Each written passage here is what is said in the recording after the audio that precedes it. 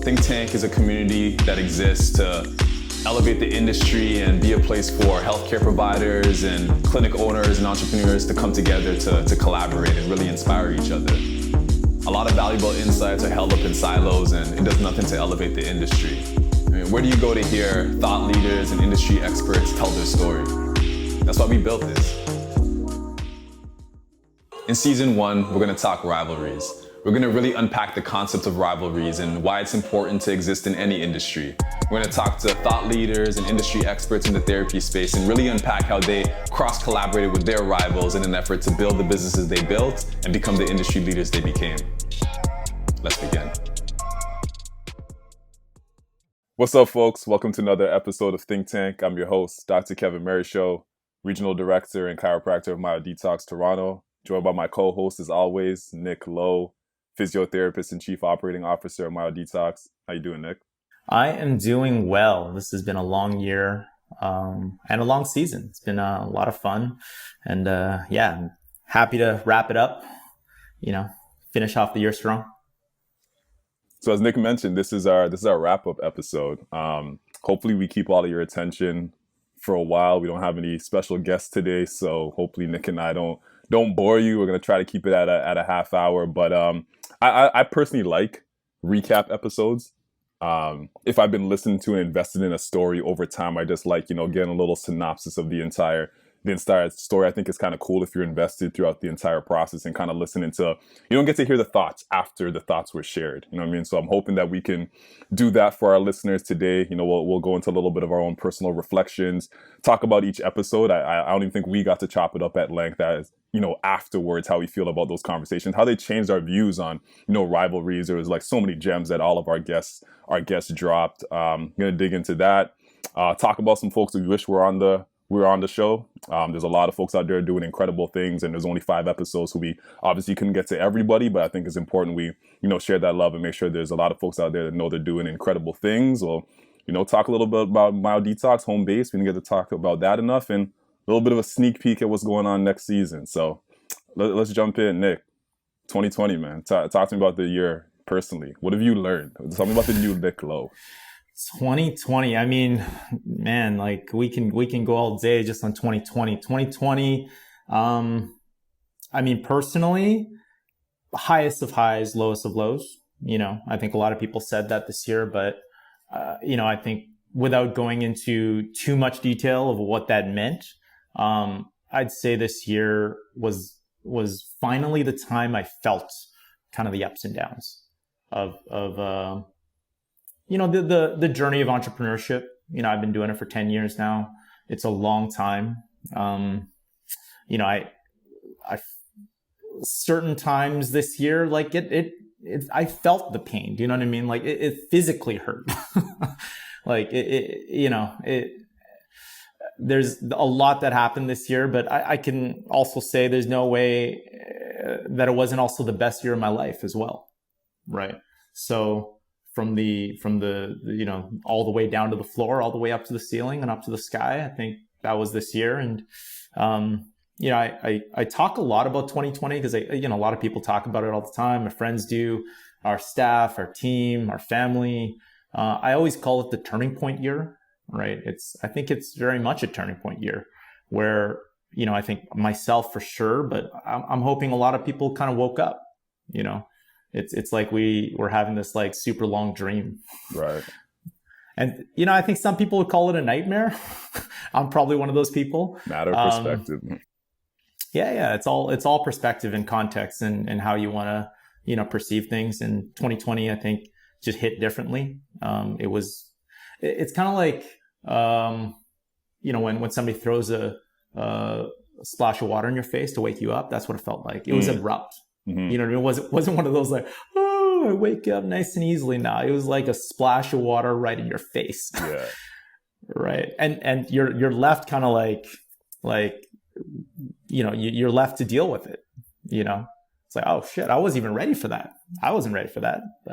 But it came, and it came fast. And, the questions, everyone, a lot of people, including myself, who am I? What am I doing? Mm. Why am I doing it? all the questions that all of us asked. We were all forced to stay home at a time when, we weren't ready to. It drove people crazy. Right. I loved it, but it drove people crazy. And I always wonder what happened to, the good old days. Cause I come from an age where going for walks was normal, but what happened to that? Like, why can't you be alone without being connected? It's like, it's kind of an odd time. Why do we always feel like we have to be in the know all the time? Back in the day, you had your close circle of friends and you had their phone numbers and you would reach out to them and, you would call them and whatnot. So, and hence why it's like, was it a dream? Was it a nightmare? To me, it was a bit of a nightmare because I'm like the polar opposite of I think where the world has gone. And, a couple weeks ago, I was on a panel for the association, the Physio Association of Canada. And somebody had asked an interesting question that, like, I was reflecting on it actually a lot more the last 2 weeks. And the question was, because everyone, the whole thing was about business and like how you become successful as a physio in this industry and all that kind of stuff. And the question was, how important is it to build a social following to be successful? Mm-hmm. Right. That's a great question. And it's a great question, but I'm sitting there kind of like, should I answer it in a way that I know what people want to hear, or should I answer it in the way that I really truly feel about it? And the truth is that the fact we're even asking that question, or the fact that question was even asked, shows how, I guess, far gone we are. Right. And that's why I say interesting question. Totally. Yeah. It's like, it matters so much, and people in this generation, I guess, value social equity so much that we're willing to chase after it to define success. To me, that's weird, right? So, and again, I didn't get a chance to like answer it in full, but I'll explain it a bit because I think it's relevant to my own self-reflection of 2020. I think it's important for people to understand there's a big difference when you're saying, should I, go chase after a social following to be successful? And, should I build my personal brand to be successful? Because those are very different things. But when you start to blend it into one thing, then, you end up having an identity crisis, mm-hmm. right? Because, a personal brand is just knowing your internal values and then delivering those values to whoever you want to deliver it to, whether it's to your family, it's just how you show up every single day. That is your personal brand, right? So it's very internally driven. If you wish to deliver it through a social platform, then you may or may not build a following out of it, right? But if the question was worded, how important is it to build a social following to be successful? I don't even know how to answer that, right? Because building a social following is about leveraging a platform, right? It's about an algorithm that changes all the time, mm-hmm. right? Which, for Instagram or Facebook or TikTok or any of these things that the kids are doing these days, it's a social strategy, and when you deliver on a platform that changes all the time, you almost certainly will end up not knowing who you are at a certain point. Right. You almost become bipolar. It's like, well, I have an identity on my social platform and I have an identity of who I am. And then over time, you almost become who you chased because of the social equity that you built. Right. So, and I tried, I explained it on the panel that I was on. The secret is to build your personal brand first. And then hopefully you can build a social following off of it. But only if you choose to deliver your brand through that specific medium. So I don't think it's important to build a social following even today, that things are even more virtual than ever before. But I think it's very important to build your personal brand because that just means you know yourself, right? Right. And, but the last thing I'll add is if you know yourself before you deliver it or before you, you know, go seek a social following, that's even better, right? And we have a good friend named Vinny, and that's who he is, right? He knows himself very well, and he delivers it through a social platform. Our first guest on ThinkTank, and he never compromises his own values. That's the same guy he was 10 years ago as he is today, and he's very successful at doing it. But you see that, and you ask the question: is how important is it to build a social following? Vin didn't go out trying to build a social following. He went out trying to deliver his personal brand, and he ended up building a social following. Mm-hmm. Right. It's probably why I have no followers. Yeah, I mean, I guess I would say for myself, like just, drawing even more color and just my perspective on everything you're mentioning there with, knowing yourself and building your own personal brand, and how does that tie into social media? Well, it's like brand and marketing, and I guess I've learned over the last couple of years like how distinctly different they are. And social media is a marketing channel for your brand, and people starting there use how they want to market themselves as an opportunity to formulate their brand. And that's where things get a little bit scary, because the people who have the cheat code, who actually start with social and are already, super likable and just have this like charismatic personality, they'll always be successful because they just get to be who they are. They're going to get the likes, and they're going to get the comments, and they're going to get the social proof that says you're doing a good job on social.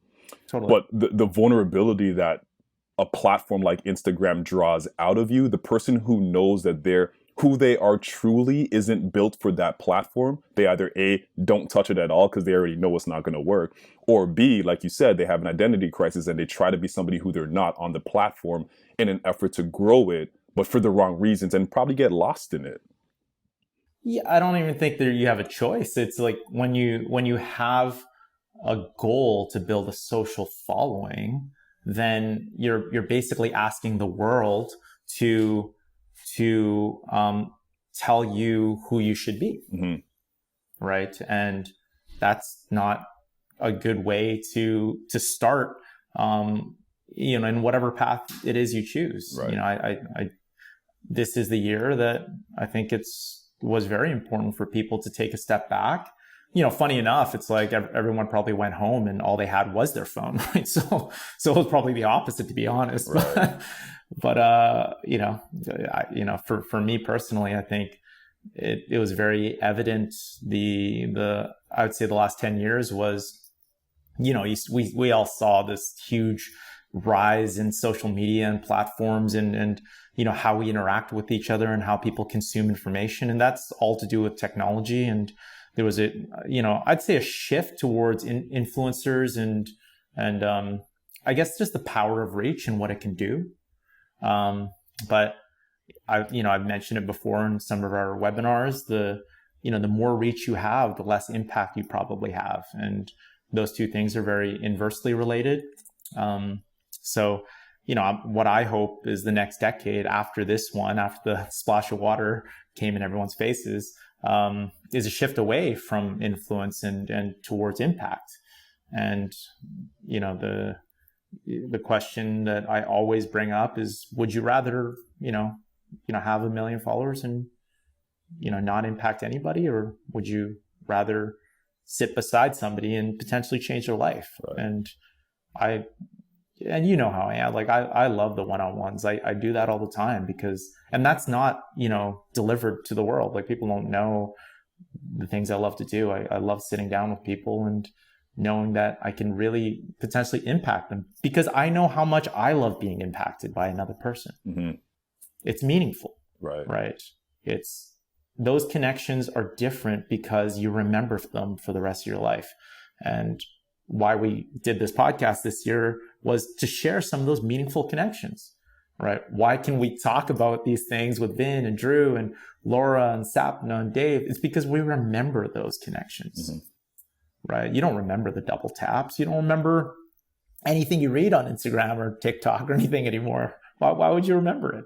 It's nothing to remember. Every day is just content in your face, right? So Yeah. Yeah. And on that, impacting one of one, like I think the destruction that social media does, and I think this started with Facebook, which is like, if you didn't post it, it's not real, or it didn't happen. And it completely changed, the market of communication and sharing, what you're doing and how you're growing. Cause if it doesn't exist on there, it's like you're forced to share it because everybody else is sharing what, the things that they're doing on there. Like we talk about this all the time, in our space, in the therapy space. If somebody did a certification, or they acquired a new skill, the only way you can show it is within your own community and actually delivering results, Mm-hmm. versus here I am at this course, like what I get out of it is less important than everybody knowing that I did this. And I will hang my hat on my attendance over my ability to synthesize that and become a more talented clinician. So, but we can go all day on the social media piece there. But I guess if I zoomed all the way back out and just talked about 2020 for myself, I think a lot of people kicked off with the cliche 2020 vision, and we're kicking off this year, and this is the year I'm going to accomplish it all. Like we kick off most Januaries.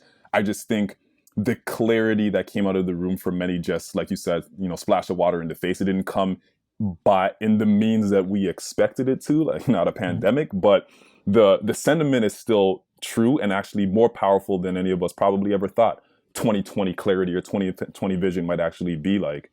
I think there was a separation of the middle. Mm-hmm. The pessimists got a lot more pessimistic, and the optimists got a lot more optimistic. And those Mm-hmm. who felt both, they felt a lot of one or a lot of the other, but like less in the middle. I mean, we were forced to figure out who we are and look ourselves in the mirror because we were in front of a lot more mirrors at home than we ever have been. You know what I mean? And like you said earlier that, this is the year you felt.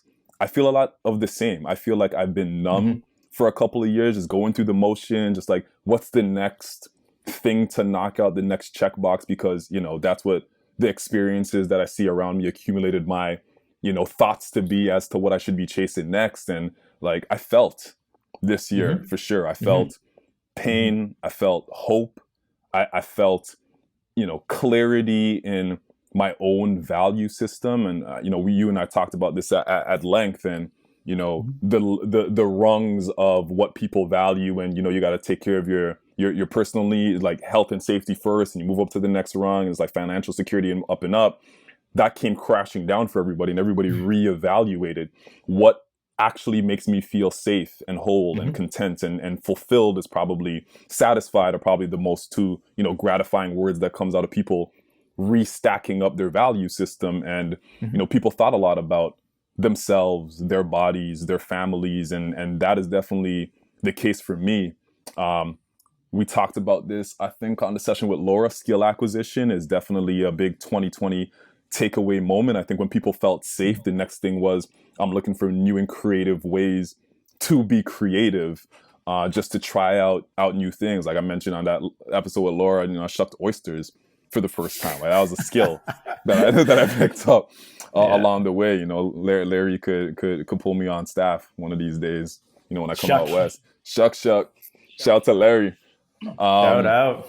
but yeah, I definitely felt a lot this year. Hope is a big takeaway from 2020. Mm-hmm. With the Black Lives Movement, and just like experiences that forced us all to think about equality and opportunity and access. And I love to dig in a little bit later on when we talk about my detox highlights. And I mean, for me personally, the scholarship that we pulled together, that I had a lot of support from the team on bringing to fruition. Mm-hmm. I didn't think I could ever intersect my personal, like very, very personal values and moral compass with the place that I work at. I never intersected the two very much, like Mm-hmm. social causes and, equity that I've always personally chased. I never thought that I could bring that into the workplace. Mm-hmm. And, 2020 forced everybody to want to listen to stories of people who felt like they didn't have access to things in certain environments or workplaces, that didn't feel like they can bring conversations to colleagues. And they probably had a room, like I know that I know now that I had a room full of people that were always willing to listen to the stories. It's just we didn't have permission on either end, permission to Mm-hmm. say, I want to know more about those trials, struggles, and tribulations, and for me in my seat to feel comfortable enough that it was okay to talk about these things. And my detox, we created a D&I, diversity inclusion group. We meet on a weekly basis.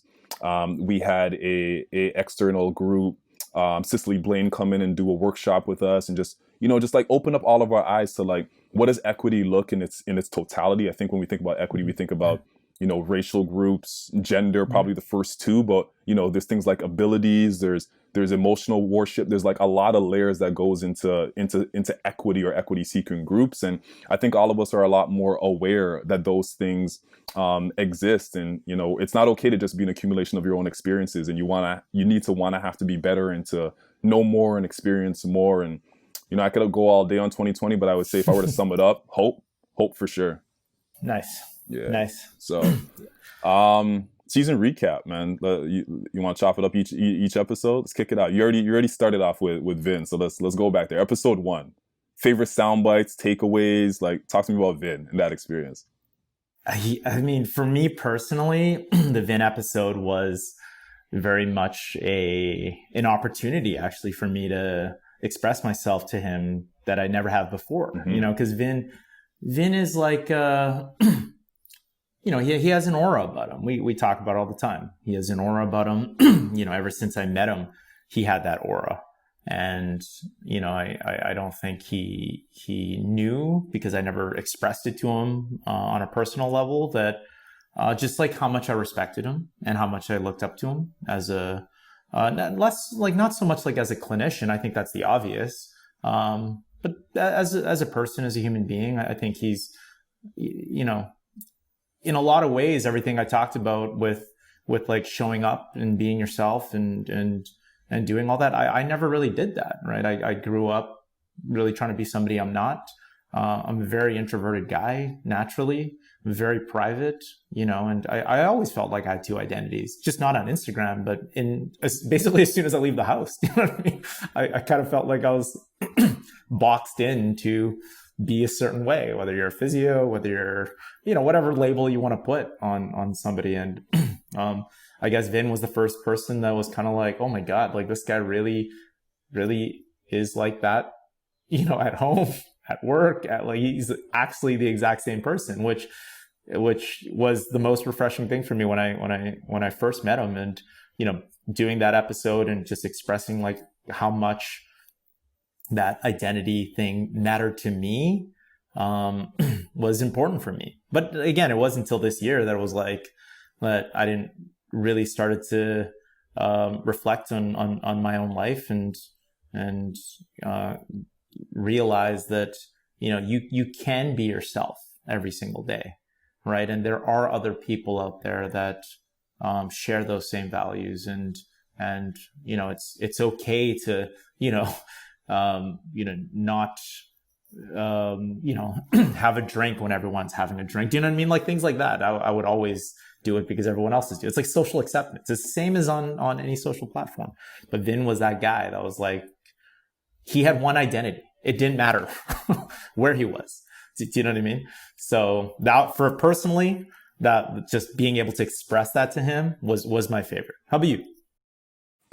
So on Vin particularly, like I definitely would say, I know Vin really well, but to hear the entire story in its totality, to appreciate even more, as you mentioned, on the same wavelength, like just being unapologetically himself, and how like there's a lack of appreciation for people that could just show up and be themselves. I think that as a collective and social has probably been a big proponent of this, where we're too self-conscious to just be our true self. I'm like, I read Radical Candor like every single year for the last 3 years, and I will keep doing it because every year it's a different book to me. But one of the most gratifying things in the book that they talk about is the separation between be professional at work and like bring your whole self to work, and your whole self isn't celebrated enough. I mean, because the best work, the most creativity, the most productivity comes out of when people bring their whole selves to work. But again, the value systems have to align, because then over time, as people become their whole selves, it's like, this is not the original person that I met, and I don't know if we see eye to eye, anymore. And if we all came to the table like that, we'd knock out a lot of challenges and frustration from the jump because we know who each other are because we come into the table bringing our entire selves. So, for Vin, just him always being unapologetically himself and being true to himself is always powerful and always refreshing to hear. But I definitely learned more about you in that session. You know what I mean? Because there's stories that you told that I never knew. I didn't know how much, thinking about mild detox and the offer that was on the table but not on the table because y'all were kind of married for a sec and then flirting and then not, you never knew what dating or relationship status y'all had. The fact that it sounded like you thought about that a lot, and almost to the point where you almost ended up warping experiences into like direct shots at you. Like, Vin would mention about him and Scott going to Vancouver and just like looking for locations and potentially opening there, and like taking all of that in, like, what are these guys trying to do? Like, Totally. You know what I mean? So I definitely learned that about you, that was on your mind the entire time. But then I also learned, like, you're a very caring individual, a very caring dude. And because you don't get to have a lot of these conversations and you have to, you're always delivering an opportunity, a Vince Lombardi speech, like you're always presenting something because of your role. You don't get to just bring your whole self. And like, Totally. Stages like this allows you to say things that you need to say, communicate with the team, say things to, let's say, a Vin that you never had the opportunity to. And, I definitely learned that it has to be very, very challenging for you in your seat to not be able to just kind of express yourself freely because you're always, trying to share a reason why we got to go this way. And like, just very operationally driven versus, the real you is super charismatic, introverted, just want to, have good conversations, have a good time. And like, you don't always get the platforms to do that. I feel like when you do, you just like learn a lot. So. Well, again, it goes, number one, I appreciate that. And number two, it's like, it goes back a lot to social acceptance. I care so much about what other people think. And, back to the Vin stories of, I flew Jesse down there and I flew my team down there to Toronto to meet you guys because I cared so much about what they thought, because to me, their opinion actually matters more than my opinion. Like, I might have, manipulated it a little bit, but at the end of the day, if Jesse looked me in the eye and said, "There's no way in hell we're doing this," I'm not doing that. You know what I mean? Because it mattered to me so much. But watching Vin was like the polar opposite, right? He cared less about any social acceptance. He just cared about, he had a vision for what he wanted to do, and he was gonna, do anything to achieve it. And so, the caring side comes a lot actually from not always knowing and not being confident in my own decisions. And because you need validation, right? You need validation. So, but yeah, that was a great episode. We could, Yeah, for sure. And before we move on to episode 2 with Drew, so the standout story for me with Vin was he basically told us from before he graduated, when he told us about that exam he took and he was doing like a pec stretch. He's like, I'm gonna show them my own pec stretch. Like, Vin, just do the pec stretch they've taught you. Like, he just can't do it. I mean, he can't be boxed in, and he has a perspective that he wants to share and be heard, and it's not always gonna go with the grain. And that rubs people the wrong way because not a lot of people like when people just don't fall in line. But the ones that don't fall in line are the ones that do incredible things. So yes, Vin, that was Vin, great episode. And again, we could have went like 2 hours or 3 hours with Vin. We should actually do it. We'll do it. We'll do another one. We got it. We have to. Drew, Andrew Sabari, Mild Detox's Chief Clinical Officer. What did you think about that, Drew? Because you already know him really well. Did you learn anything new about him in that session? You know what? Drew's episode was obviously, we talk to Drew all the time, and Drew is a personal friend of mine. I've known Drew for years. In very much the same vein, I think, when you're really close to somebody and you almost don't express yourself the way you should. And again, much the same way, I wanted to let him know just how much I actually respected him from a clinical standpoint. And, we talked about the basketball stuff in that episode a lot. And, it was my dream. It's like, to this day, I went into physio school because I wanted to work for the Lakers, right? Because I'm a big Lakers fan. Mm-hmm. And I remember saying that in my UBC interview when they asked me what type of physio do I want. I didn't actually know that much about physio. I said, I want to work for the Lakers. And they kind of smirked and was like, okay. But when I met Drew, it was very much like, wow, this guy's like, he kind of is on that path. This guy's like working with NBA players and a really good NBA players, So, and we didn't talk about which NBA players they were, but when I was in that clinic that Drew was working in, a lot of NBA players rolled through. There was I saw Baron Davis. He was in there. Baron Davis is a great player, Well, like the JJ Redick story, obviously. The guy he was talking about in that episode about the shooter, that was Peja Stojakovic.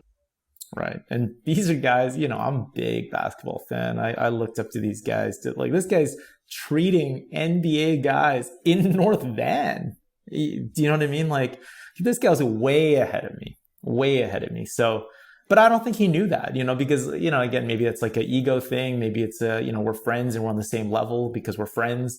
I just would never like really bring it up to him. So I think just expressing that was huge for me. Yeah. And, I think one of the things that we never talked about in the episode, which I wish we actually brought up was, I guess the hook, like how I got, really felt like Drew changed his mind in terms of like, him joining Myo Detox, because it was like a chase, right? Me and Scott were chasing him for a long time, probably a year. We were going to like, ice cream spots with him, dinner with him. We were kind of like courting him in a lot of ways. He kind of knew that, but we never came with the ask of like, hey, would you want to join Myo? But because he wouldn't slip or like give any indication that he would either. But you can kind of tell he was always interested. But it was the time because I just know like how much he loves this brand. It was a time that I told him we're working with, this company. It's called Reigning Champ. It's like his favorite brand. It's my favorite brand as well. But I remember dropping that we're doing this like work collaboration with Reigning Champ. And that was like the cherry on top of everything, because I saw his eyes light up kind of the same way my eyes light up when I see ice cream, actually. But it was like, what did you just say? But after that, I was like, in 2 weeks, we can ask. He's going to say yes. So that was a funny story that we never actually talked about in the episode. Yeah. How about you? What was your thing? Yeah, for me with Drew, man, like, I know a lot of his rap sheet and what he's done in the space and experience he's had, people he's worked with, but I learned more. I learned how much more extensive it is. And then to cap it all off, what I realized about Drew out of that episode is like, always relatively speaking, he is the most humble guy I know. Like, based on what he's done, his experiences, like where he knows he should be positioning himself in like, clinical excellence, clinical relevance type of space, he's done a lot, and you'll have to talk to him a lot for a long, you almost have to tease out of him these experiences because he barely even wants to talk about it because that's just who he is. You know what I mean? He's wired to always be a student, to like, what have you done for me lately type of attitude. It's like, that was then, this is now, I still got more work to do. And I think that it impacts our team a lot. You know what I'm saying? To see somebody who has that many years under their belt, has built a successful practice, a successful caseload, has, treated high profile athletes, and you would never know that. It'll probably take you a couple of months, like getting to know him more and more, and then he might just drop it in there. Like, when I was working with Just Jumpers, JJ Red, like, you worked with who? And it's just like, he almost didn't want you to hear it. He like says it under his breath a little bit, right? Totally. And I think like as a mentor for the next generation, it is very powerful for him to be like that, because, he's a healthy critic. He's always open to new ideas. He knows he's good at what he does, and he could completely shut every idea out because I'm like, I have, proof that doing it this way will get you somewhere. But he's always willing to listen and work with any new idea, in that space. And I respect that a lot about Drew. The moment when he talked about, Kobe and the Mamba mentality and, just how powerful it is to have a mentor that, again, you could bring your whole self to the sessions with. And it's not just a, mentor student exchange. We're only going to talk about, the task at hand, like to build a real relationship with somebody who's experienced it, who's done it before you and like kind of went down the path that you're trying to go down, and like how important that is. I think we talk about mentors all the time, but to hear somebody like that with that clout and that experience say, you need somebody that you can, call, tap on, and just like pick their brain on a consistent basis, and somebody who truly cares about your growth and development is important. And when he jumped on our scholarship programming and talked to the group about that, same message, right? We got them the Mamba Mentality book. He was showing in one of the pictures in the book is actually his mentor, Alex McKechnie, working with Kobe. And, it was an interesting parallel of, how relevant what we do is in culture. We're just not there yet where we can tell that story to the world consistently enough as an entire arena that like, this matters in people's lives. But on that Mamba Mentality story, just, how much Kobe valued knowledge transfer, how much Kobe valued, mastering the basics, because that will put you ahead of 90% of the competition just starting there. And, when Drew talks a lot about, what he brings to the table, it's always rooted in fundamentals. You would think a guy with that much, exposure and experience is going to be very complicated in his thinking. And it's always fundamental. It's always rudimentary. It always goes back to the basics. And like, I would say that that's the most polarizing thing about what Drew brings to the table for me. I mean, that's part of the reason why I think he's great at what he does, right? Because, the humility is huge. To your point, I don't think he brags a lot about what he's done. And not that he should, it's just he's almost like embarrassed about it sometimes, you know what I mean? Right. But it makes him very relatable, right? And for him to, lead our clinical education and development team, it makes all the sense in the world, right? He can bring himself down to, the youngest therapist that joins our team, and be able to relate to them in a way that, is meaningful to them. And it's a really good trait, and it's a really good skill to have. So yeah, absolutely. Dave Leyland, Coast Performance. He's a special guy. Very special guy. I mean, shout out to Dave because he just recently had a kid. Congrats, Dave. I remember we were talking about it on that episode actually. Yeah, I follow him on Instagram. He always has his baby pictures up, and it's funny how everyone just starts posting baby pictures. But but yeah, I mean, Coast Rehab is I think for me personally a really important episode. I think in Vancouver, especially a lot of our colleagues in our industry and students and what have you, I think they consistently look at Mild Detox and Coast as competitors. They opened in North Shore kind of like right before we opened in North Shore with Pivotal. And then they opened in Kits right before we opened in Kits. Do you know what I mean? So there's just so many parallels there with their story and our story. And the way we started, I love that part. What we talked a little bit about, when we were planning to go to the North Shore and be in the same building as them, and not knowing that they were going to be on the floor above us, was such a funny story. Our real estate agent at that time told us there was a physio company that's opening upstairs. Did you know that? And because we were just signing the lease at that time, and we're like, oh really? No, like who's that? And then I remember we went upstairs. Like we ended up walking upstairs just because it was open, and then we kind of strolled around in the unit that is now Coast in North Shore, and then we saw actually on the floor plan it said Coast Rehab on it. I was like, oh my god, it's Dave Leland's clinic. So again, not don't want to burn bridges in this industry ever, because it would be, I think something that's just very disrespectful to not have that conversation with a colleague, especially one that you respect.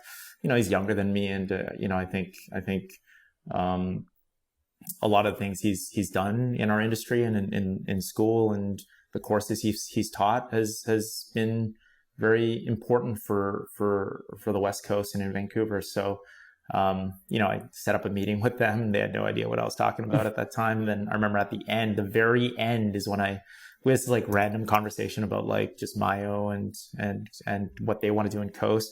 And at the very end, I asked them like, by the way, we're planning to open a clinic right downstairs from your clinic. What are your thoughts on that? And I remember him and his partner Clayton, good guys. Their face turned kind of beet red, and they were like, like, you mean Myo Detox? And I was like, yeah, Myo Detox. Like, we're totally cool not opening there, but we love the space. Beautiful space. It's right beside Whole Foods. In some ways we're jealous of you guys because you guys got space before us. And, I just straight up asked, I'm like, if you guys don't want us to open there because it's, we serve the same market or what have you, I don't think we do, by the way, but, it was one of those, they're new to the game. We've opened clinics before. They were brand new to the game. First clinic. I would imagine it's not probably a good way to start your business with a competitor, so to speak, kind of in the same building, right downstairs from where you are. So immediately Dave was like, yeah, let's not do that. And I was like, yeah, of course we're not going to do that. And again, I was kind of like beating myself a little bit because I love the space in that building. And obviously it worked out for both of us. We ended up rebranding Pivotal as Myo Detox in North Shore, but yeah, I mean, again, the what they've done in Vancouver should be applauded. I think they've done a really, really good job. Ton of respect for those two guys. The whole team at Coast, they're doing such great work. They have a very strong team, and I like their brand. I think their brand is super cool, super clean, very West Coast. And they have like turf in their clinic. To top it all off. We got our self-hired team listening in as we record these, and we told them it was going to be half an hour. And sorry, gentlemen, it's going to be a little bit longer.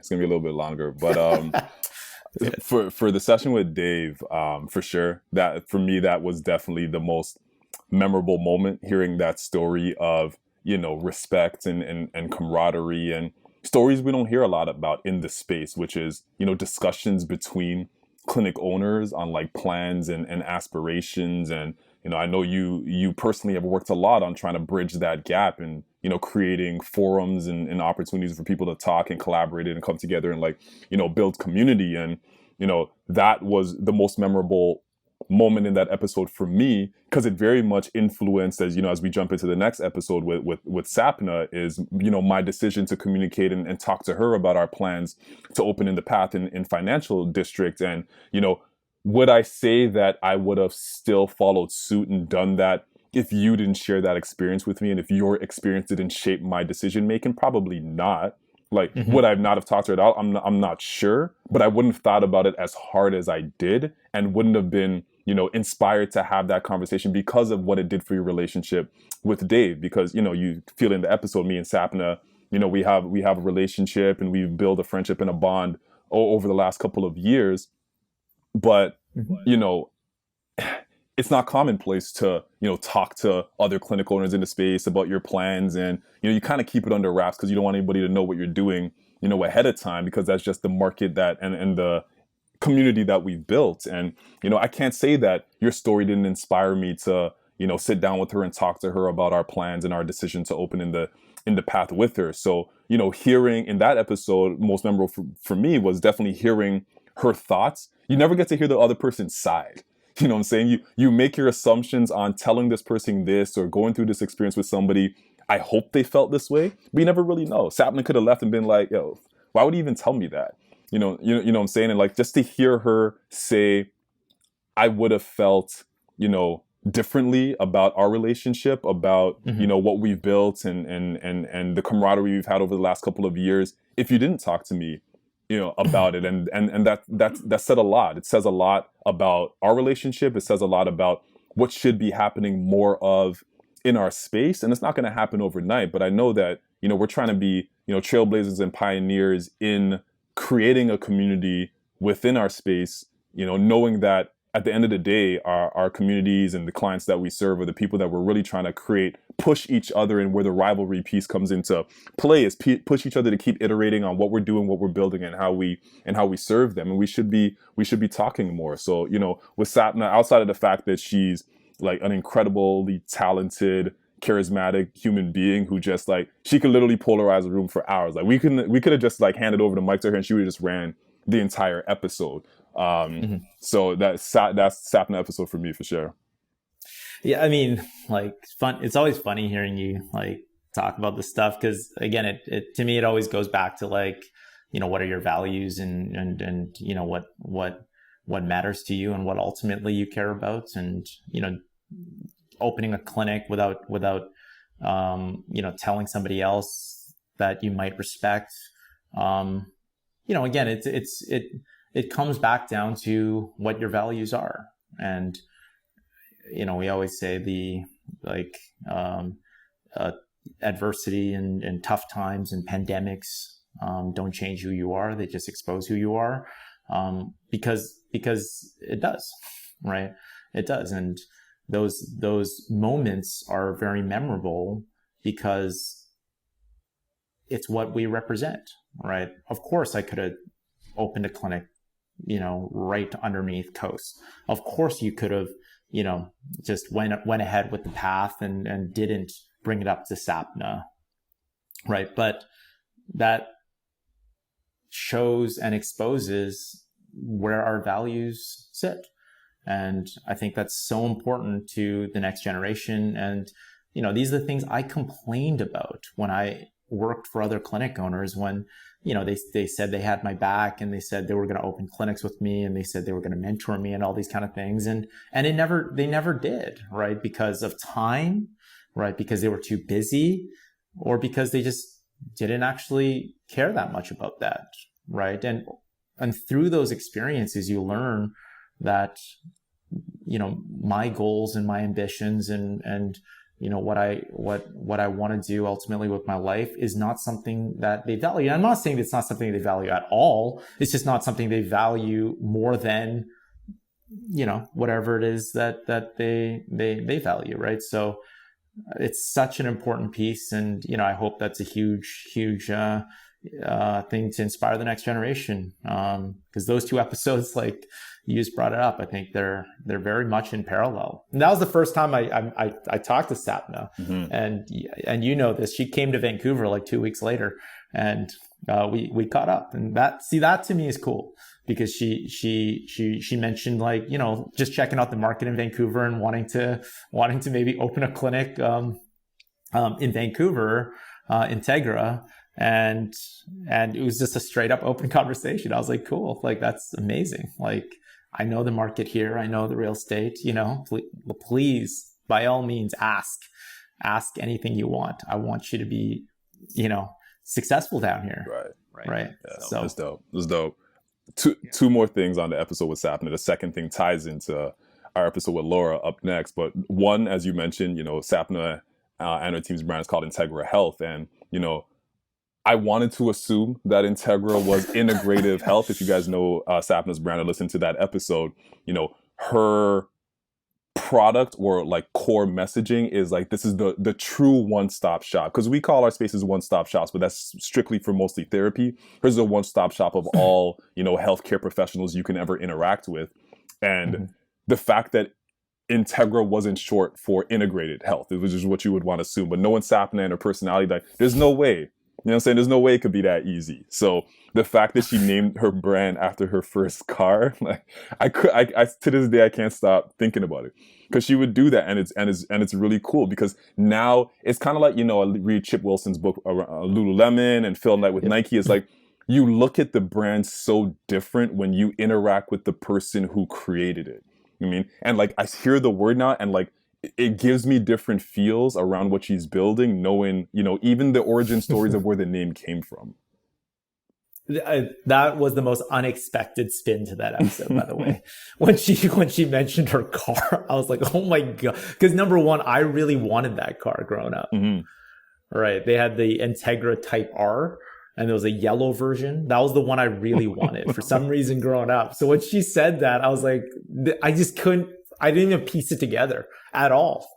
It was always like integrated. Mm-hmm. And then when she mentioned, I was like, what did she just say? Like, not surprised. She's a rebel at heart, man. So, and then you start to feel the parallels between the guests and the rivals that we consider in the space, and what they have in common. And there's a rebel in all of them, which is really cool to see. And then, on the second point, which ties into Laura's episode, is, in Sapna, just not only is she an inspiration to everybody in the space, like building out a model that is unique, she's also a woman who has a family, who's married, has kids, and there's a stigma around you can't have both. And she's built a level of, efficiency with her team that's mostly women, where you can own a clinic, you can own a business, you can be an entrepreneur, you can grow that business and still, make time to value and spend time on the other things that you love.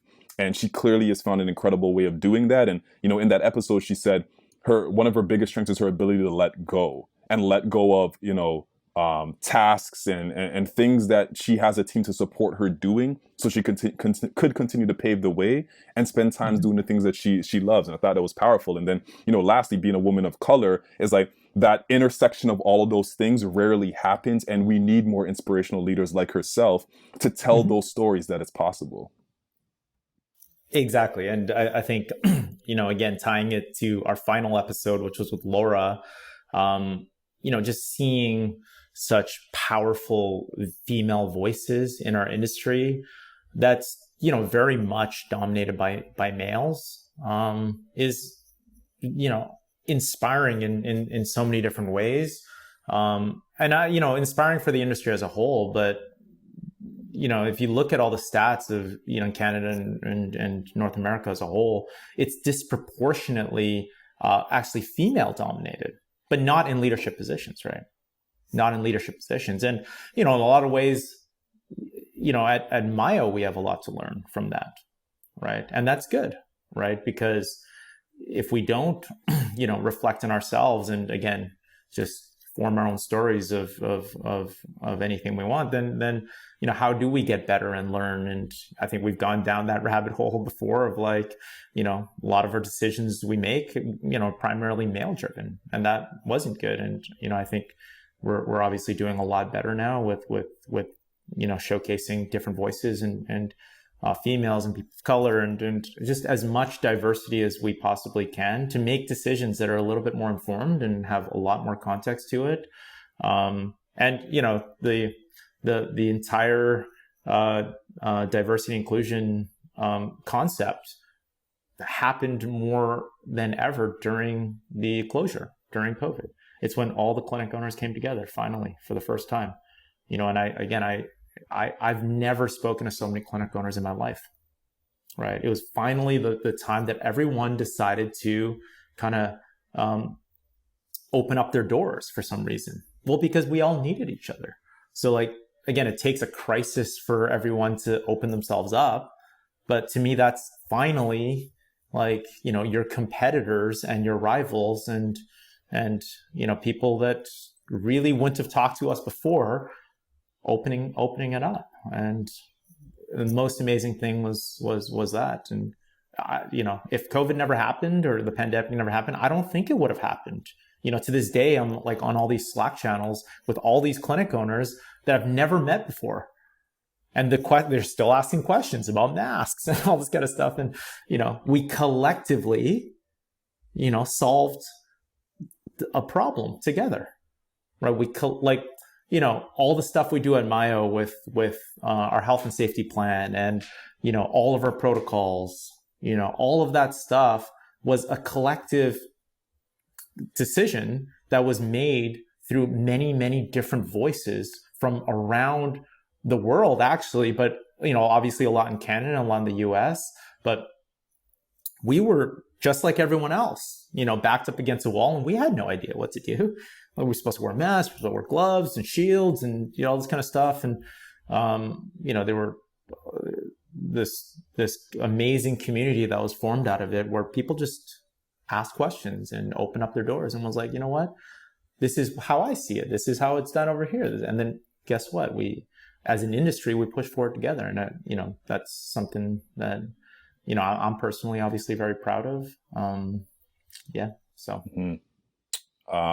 For me, with Laura, systems as a term comes out of that episode for sure. A lot of clinic owners listening, and folks who just understand scale could attest that, well, first of all, building a franchise model in our space is not easy.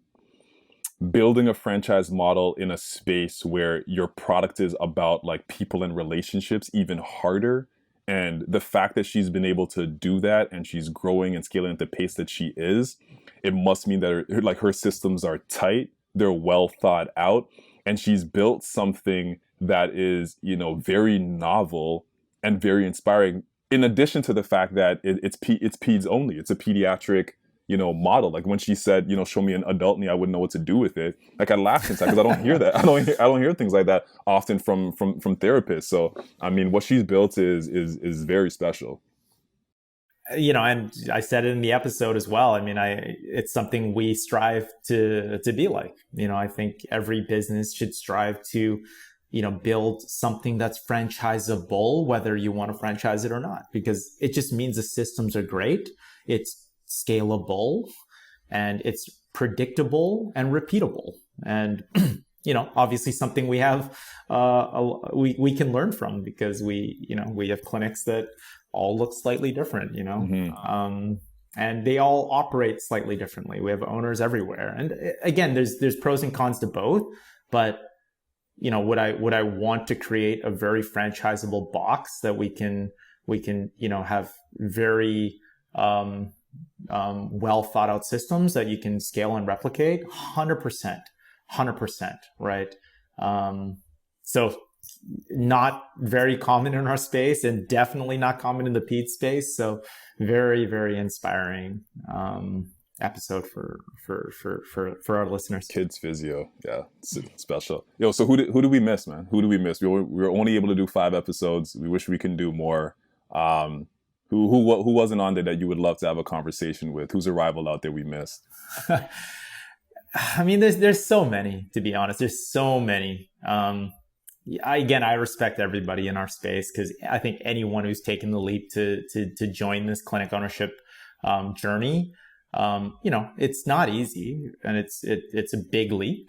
From most of the clinic owners I know are therapists and are clinicians, and that's what kind of drove them to the industry to start with, and making that leap is just not easy, So in Vancouver, I could list a ton. I think, one of the ones that I did a bunch of locums for when I first started, and I've always respected, and they're kind of like the standard, the gold standard in Vancouver for many, many years, was Trelor Physiotherapy, and they have such great clinicians. A lot of the teachers are from there.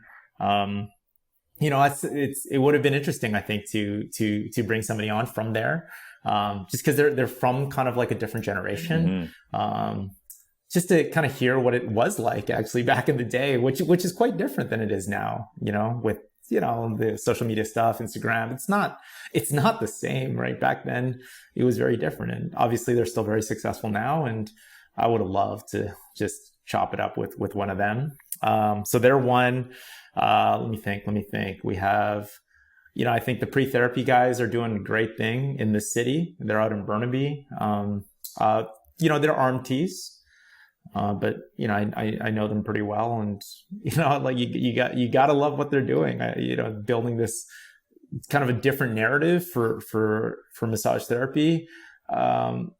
It's kind of like what we were doing back in the day for physio in Cairo, and it's cool to see just a fresh take on an industry that probably needed innovation. So it'd be super cool just to hear what their stories were and what inspired them to do what they do.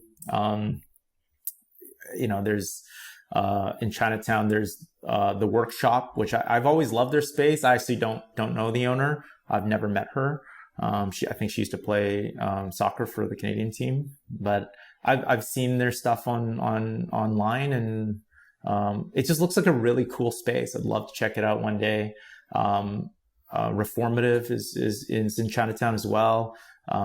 It's an ex-colleague of mine, Larissa. She used to work with me. Obviously, very happy for her. She's very successful down there. Beautiful space. They offer Pilates down there, and they're very integrated. I've been to that space a couple times. I love it. Great. It's like super white and the walls, and I just remember how big and open it was. And there's Movement Lab's a cool space out here in Vancouver. Dr. Jeff, I've met up with him quite a few times. The guy is like super quirky and funny. He always would have been a funny guy to be on the show, to be honest. His space is really cool. It's like a house, right, with a view. I've been there a couple times. It's up in Gastown, and he has a really interesting way of thinking about how the body works. I think they call it neurohacking, or I don't know much about it, but he's a very quirky, innovative guy. And I know he has this like really unique approach to doing things. Let's see, who else? Tall Tree, they're out of Vancouver, very well-respected space. Similarly, they have a very unique approach in the way they think about, education and again, beautifully branded, love it. I'll shout out Trifecta. Mikey's a good friend of mine. He's out in Surrey. Again, like I love these guys because they're building a community. I think he's out in Surrey, but cool space. They're community driven. I think he does a really good job in establishing a community in an area that probably didn't have really strong community before. So, and then of course Fortius. Fortius is the big kind of Burnaby state-of-the-art facility out in Vancouver, out in Burnaby, sorry. And unfortunately, the news is they're closing down very soon. I think end of the year. I have some friends that work out of there. I've been there quite a few times to play basketball. It's where the Raptors train out of. Yeah, I don't know who owns that space, especially the physio clinic, but it would have been cool to hear some experiences out of there, just because they have so many of the high level athletes rolling through that space all the time, and they get to use that facility, the most beautiful facility you'd ever imagine. So, I'm sure I missed some people as well, but that's a good list for Vancouver. Yeah. It's hard to name everybody. There's a lot of people in the space. And, as you mentioned, what 2020 did for our spaces, obviously create a lot more collaboration and communication amongst clinic owners. And, I'll admit I'm late to the game. Like I haven't met a lot of people in our space doing great things. I probably want to say, like latter half of 2019, did I start having conversations with, people that were, jumping the same hurdles and chasing the same vision, as I was and we were at Myo Detox. So companies and businesses that come to mind in the space, Foundation Physio and Wellness is one for sure. Raj and I connected a time or two during this time, and we met for the first time during this pandemic, not in person, but conversations and just opportunities to connect came out of that. And those guys are doing incredible things. We have a lot of our spaces close to each other, and you can feel the rivalry there. And unspoken or spoken, we push each other and respect a lot of what they're doing there. They have an incredibly young and talented team, and we aspire to do a lot of things that they've been doing in their space, and they've been doing it for a long time now. I want to say they've been doing it for like 8 or 9 years, and I think they're building something really special. Rebalance, which is in the financial district, I think they have 2 spaces downtown. I know a lot of 2 incredibly talented clinicians that work out of that space. I've never met the owner. The Health Institute is in Scarborough, east side of Toronto. Dr. J has always been a mentor of mine and helped me out early on in my career. Even those 3 spaces operated and owned by people of color is powerful in of itself. Mm-hmm. What was the one that you mentioned that was more of like would be like a throwback take from Vancouver? Trillor. Right. So the equivalent of that in Toronto would be an athlete's care, which is where my personal mentor, Dr. Kevin Dianarine, practices out of. And, you know, they built what they built in a different time. Again, same challenging franchise model. They're able to scale it out. I don't even know how many they have in the GTA, but there's a lot, and they've been paving the way for a really long time. Physiomed is another one, and like those two spaces in particular, will be interested in having conversation with folks from there. Is we'll hear stories that influence what we do now and what we're building now in the therapy space that we didn't even realize they were thinking about in like the 90s, maybe even the 80s. I don't know Sure. when these things came on, when these businesses came online, but you know, Mm-hmm. those two would be very interesting to hear what it was like, you know, in the 90s. You know, funny enough, I was talking to Rebecca Armstrong, one of our clinic directors here, and she was telling me about, you know, TikTok, and how, you know, one of the members on our team is like, she's doing a lot of great things on TikTok, and like, should that be a line item on the intake form to see if people are actually coming from TikTok? I'm like we're already transitioning from what I know. You know what I mean? Like, Right. we're gonna be that story, like what was things like in the 90s and the 2000s. So I would say those are, you know, some players in the space that I have, you know, personal relationships with, or I've seen their brand a lot, and admire what they're doing. But again, I'm early to looking at what other people are doing and having these conversations and building relationships. So I'm excited to, you know, meet more and more clinic owners in Toronto, and collaborate even more. Um, let's talk about home turf. Let's talk about Mild Detox real quick before we wrap up here. Yep. Once I unveil what we're doing in the second season, there will be a lot more stories shared about Mild Detox and what we're doing as a team. And, you know, you could almost call it Life at Myo is what we're going to be talking about next. And, you know, successful therapists and what they're doing to build their success and what their journeys have been like. But, you know, if you zoomed all the way out, what are you most excited about 2021? Yeah, I mean, you already painted like, you know, what we're planning for in season two, um, which is, I guess, just like the leaders that are emerging within our company. There's a ton of them. You know, we have a lot of um, clinicians, as well as non-clinicians that have been with us for a very long time and have just grown into, you know, different roles and different responsibilities, and I think highlighting some of those success stories, and then just hearing their own personal stories will be a very, you know, rich listen for our listeners. So I'm very excited about all of those leaders that are growing within our space, within our clinic, within our company. We have a lot of new spaces that are being planned. I don't know if I want to announce all of them. There's quite a few. In Los Angeles, we have a couple clinics that are opening, which is very exciting. Our West Hollywood team has been just it's been such an amazing experience watching them grow, and especially from afar. You know, we weren't able to go down there the same way we did in 2019. And we were going down to LA like every month, maybe.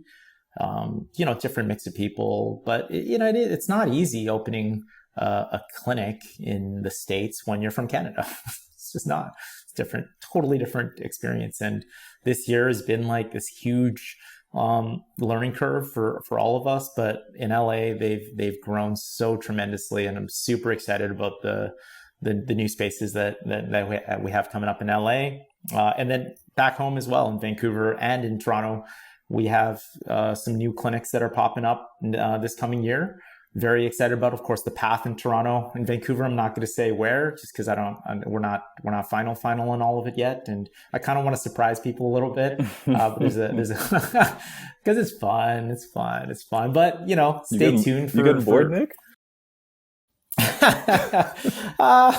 Nah, never. You know, that's the funny thing is every clinic that we open, I get just as excited as before, because it's a new opportunity for the team, and it's a new opportunity for somebody to, you know, really step up and emerge and learn. And, you know, I know what it's like to open a brand new clinic and go through all the ups and downs and fight through kind of the jungle and come out the other end a whole bunch of scars, but a lifetime worth of experiences and stories.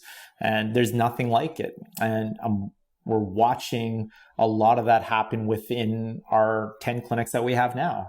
A lot of scars are being made, and I love it. I love the stories that are going to come out of it. Mm-hmm. So yeah, I'm excited to make more stories, in 2021.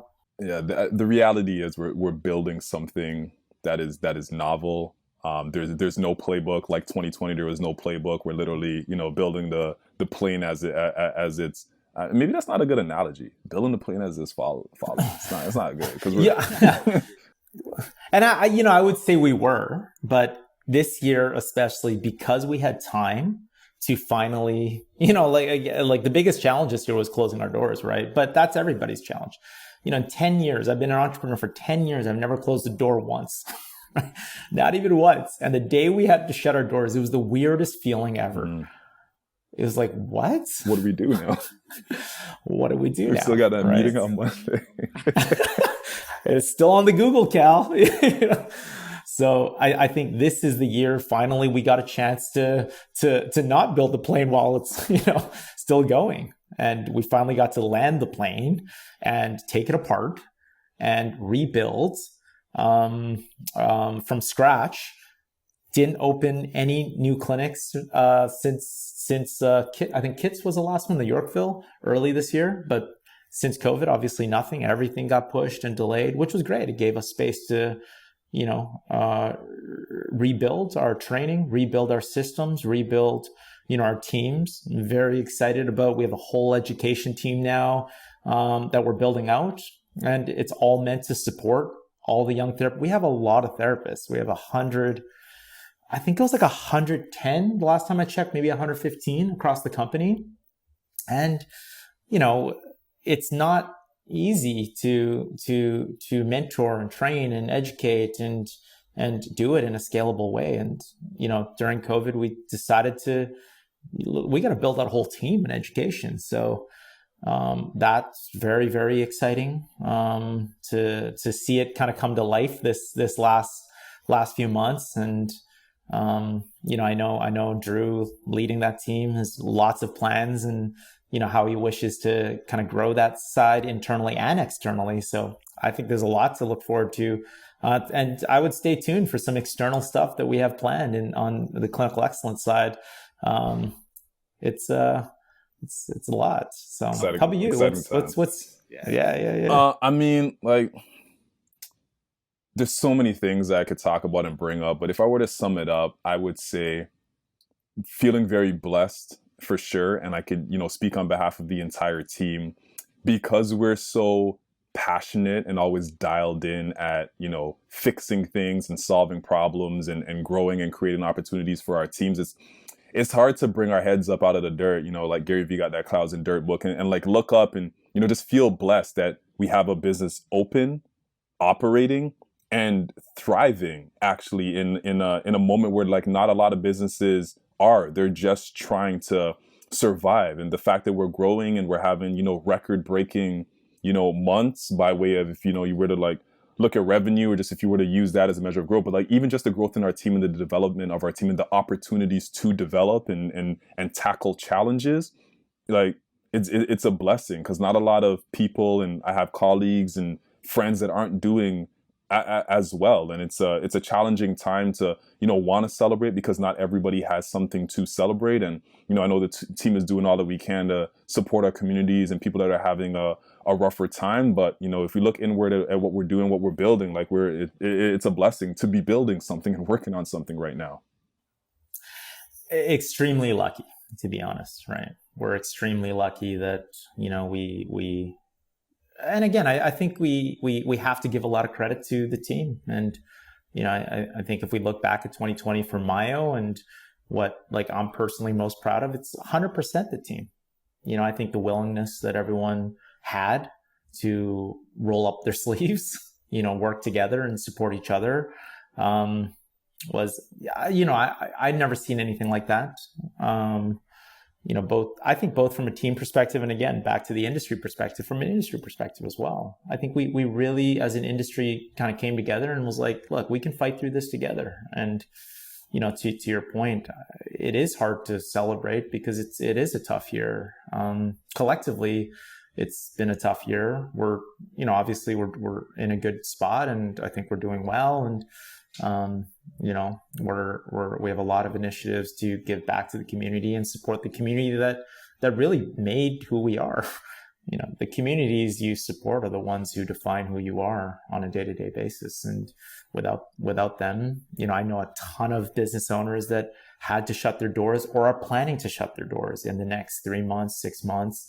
And is it heartbreaking? 100%. And I've also seen a lot who had to pivot to totally different platforms, and some that are thriving and some that are not, right? And, I think the first 3 months to 6 months of 2021 is gonna kind of show, the results of a lot of what has happened in 2020. And we're, again, very fortunate that we have each other, and we're very fortunate that we have amazing partners in the community that will continue to support, and hopefully they'll continue to support us. Right. It's beautiful, man. So season 2, I think we kind of drifted a little bit there, but we don't formally have a title for it, but it will be a sneak peek behind the hype, just like stories of our team, and as we talked about all of our guests in this past season, and coming back and talking about what we learned about them. We're going to learn a lot about our own team, but for our listeners out there, you'll learn a lot about building a community, building a brand. There's a lot of like entrepreneurial spirit in there that you will hear and feel. For those of you that aren't clinicians or therapists out there and you listen because you find value in, these stories that you can take and reposition in your life. I always see a lot of value in getting, very horizontal in your thinking and listening and not being vertical and just being in your own space. And I think their stories will inspire a lot of people. Therapists out there that are listening, you will feel it the most because it'll feel very close to home. But those who are not therapists and just people trying to figure out, their business and their calling and, who they're trying to be as a person and how they're trying to show up, you'll learn a lot from the stories and the emerging leaders, as you mentioned, that are growing on the team here. So excited for that. That'll be 2021. Shout out to all the podcast hosts and podcast folks out there in podcast land. Like, this is not easy. There's a lot of work that goes on behind the scenes, a lot of preparation to prepare for an hour of talking. Josh and Self-Hire, shout out to you guys. You guys have been doing this for a while and, gave us a lot of insight and really supported us in building this thing out. We have season 1 in the books, and we want to, keep doing more and keep telling more and more stories, and excited to keep going with this. Nick, any last words on your end, bro? Yeah, shout out to you, Kevin. I think you carried the show, number 1. And number 2, I think it was I've worked with you for a very long time, and we joked about it right before this episode. We talk pretty much every day. And the only difference is we're recording these ones. But I think it was a really fun experience hosting a podcast with you, because neither of us have done that before. So just experiencing something for the first time with you, you're like a brother to me, and I'm very happy that we obviously crossed paths. And I'm also very proud of you. I think you've grown tremendously over the years I've seen you. And yeah, I'm super stoked for the next season. I'm super stoked but I wanted to give you a big shout out, because truthfully, you're the one that carries the show, and you're the one that writes all the notes, and it's really, you're the host, and I'm just like a random sidekick. So I appreciate it, bro. I appreciate it. Sending off the pregame before the game. You know what I mean? Like, yo, watch the game tape, Nick. we're about to get in there, but man, I appreciate it. Like I said, 2020 was a year of skill acquisition, and really appreciate the opportunity to be able to, build this out and, learn along the way. Yes, I carried it, but a lot of support and a lot of learnings while building this thing out. The opportunity to even build a scholarship program, Mild Detox, an incredible opportunity and learning experience as well. And, all of these things will just ladder up to more and more experiences. And, I am committed to paying it forward. There's emerging leaders on our team that I want to, just keep passing along these skills and these thoughts the same way you have with me, and just keep going, man. All right. That was fun. That's it. It's a wrap. Season 1. That's a Looking forward wrap. to season 2. Talk to you later, Nick. Peace. See ya.